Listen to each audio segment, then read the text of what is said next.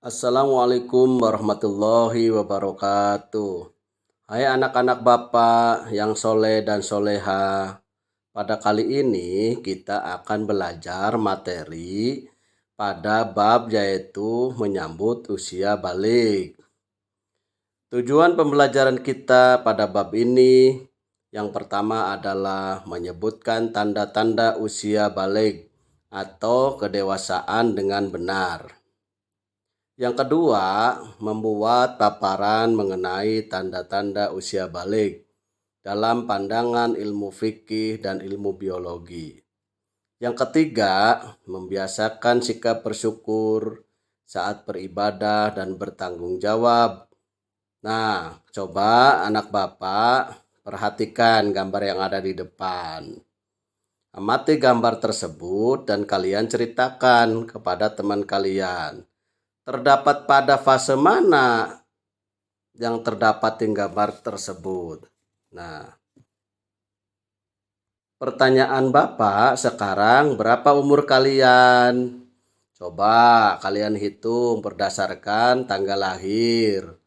Bagaimana perubahan tubuh kalian sejak kelas 1 sampai dengan kelas 4 yang sekarang? Apakah kalian semua masih anak-anak atau sudah tergolong dewasa? Nah, tentunya kalian mengalami perubahan yang terjadi pada diri kalian, baik itu secara fisik maupun mental. Secara fisik tentu saja jelas. Yang awalnya kalian bayi sampai kalian besar, sampai kalian bisa belajar duduk, belajar berjalan, bermain, bahkan secara mandiri.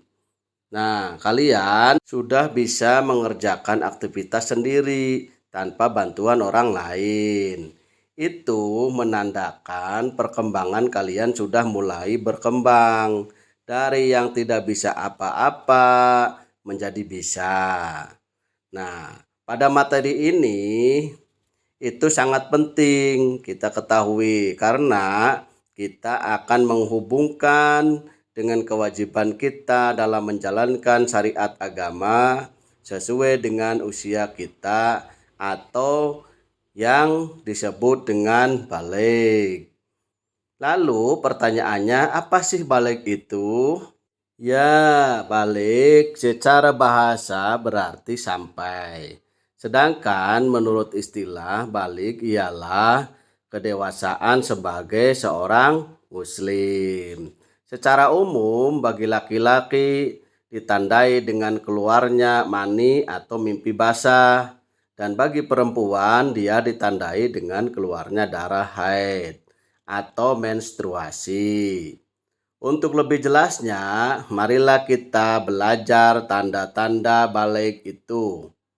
Kita akan belajar tentang tanda-tanda balik dalam pandangan ilmu fikih dan juga ilmu biologi. Pandangan ilmu fikih itu merupakan hasil kajian dari para ulama fikih. Nah, sedangkan dari segi ilmu biologinya, hasil penelitian dari para ilmuwan yang menekuni bidang biologi. Ayo, lebih disimak lagi ya penjelasannya. Yang pertama, tanda-tanda balik menurut ilmu fikih. Apakah kalian telah mengetahui tanda-tanda balik menurut ilmu fikih? Apa ada perubahan atau perbedaan antara anak laki-laki dan anak perempuan? Nah, sebelumnya kita harus tahu dulu, fikih itu ialah ilmu tentang hukum Islam. Fikih membahas tentang tata aturan ibadah, baik yang berhubungan dengan Allah Subhanahu wa Ta'ala atau yang berhubungan dengan sesama manusia. Pada anak laki-laki, tanda-tanda ia sudah memasuki usia balik ditandai dengan mimpi basah. Nah, biasanya mimpi basah ini terjadi ketika usia kalian 9 tahun atau lebih. Apabila mimpi basah itu terjadi, maka kalian bukan lagi anak-anak ya. Nah, tapi sudah tergolong balik atau dewasa. Dan tidak jarang mimpi basah juga dapat terjadi pada anak perempuan loh.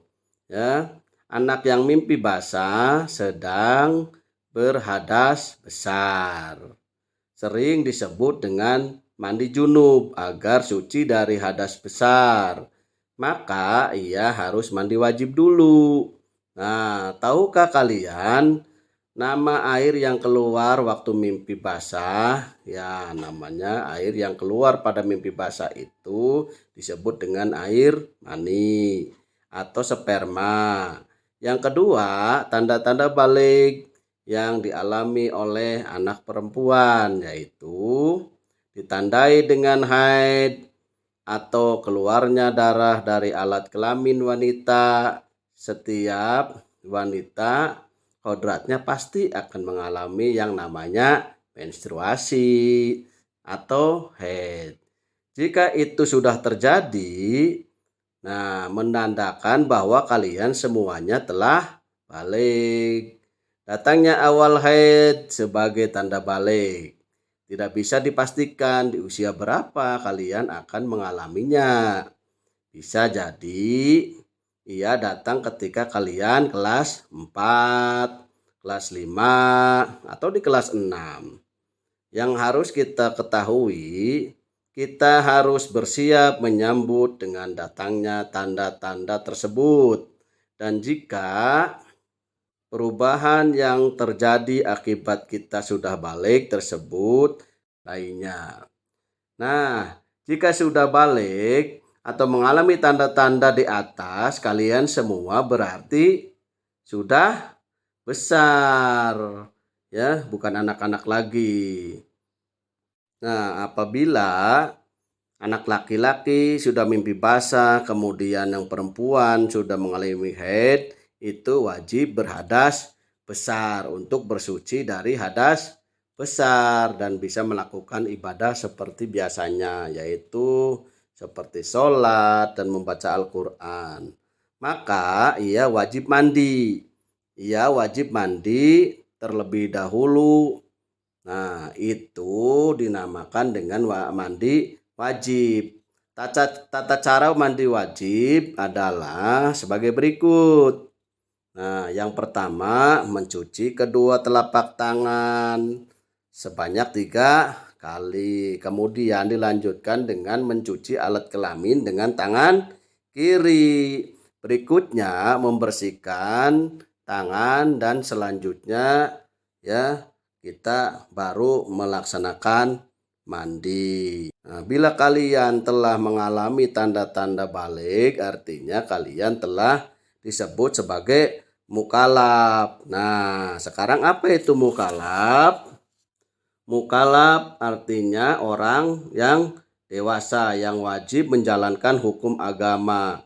Semua aturan agama wajib kalian indahkan. Aturan dalam akidah atau keimanan, ibadah dan akhlak, lalu seluruh perbuatan akan dibalas oleh Allah Subhanahu wa taala ya. Amal baik dengan pahala dan amal buruk dengan dosa. Di antara kewajiban tersebut ialah sholat fardu, menutup aurat. Nah, cari ilmu atau menuntut ilmu. Kemudian puasa bulan Ramadan dan berbakti kepada orang tua. Yang pertama, sholat fardu. Ya, pertanyaannya, Bapak, sejak umur berapa kalian melakukan sholat fardu yang 5 waktu? Nah, kemudian siapa yang mengajarkan kalian dan mengapa kalian sholat? Nah, perlu di sini ditegaskan bahwa sholat adalah tiang agama. Orang yang mendirikan sholat berarti ia menegakkan agama.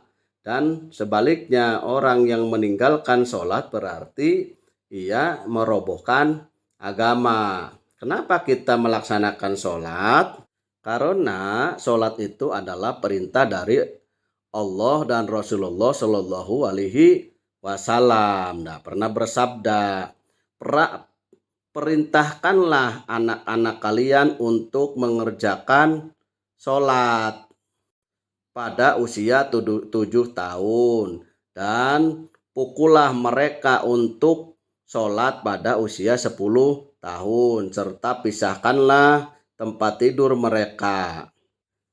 Di sini dapat kita pahami bahwa sholat bukan sekedar kewajiban, tetapi merupakan kebutuhan rohani kita. Sholat mengajarkan kita akan ketaatan kepada Allah Subhanahu wa Ta'ala. Itulah penjelasan materi ringkas tentang kita di bab 4 ini dengan tema menyambut usia balik. Ya, semoga anak-anak Bapak semua dapat memahaminya dan menerapkannya dalam kehidupan sehari-hari. Karena ini sangat penting sekali bagi anak Bapak untuk menjalankan kewajibannya sesuai dengan syariat agama kita. Semoga ilmu ini bermanfaat dan Bapak akhirnya dengan Assalamualaikum warahmatullahi wabarakatuh.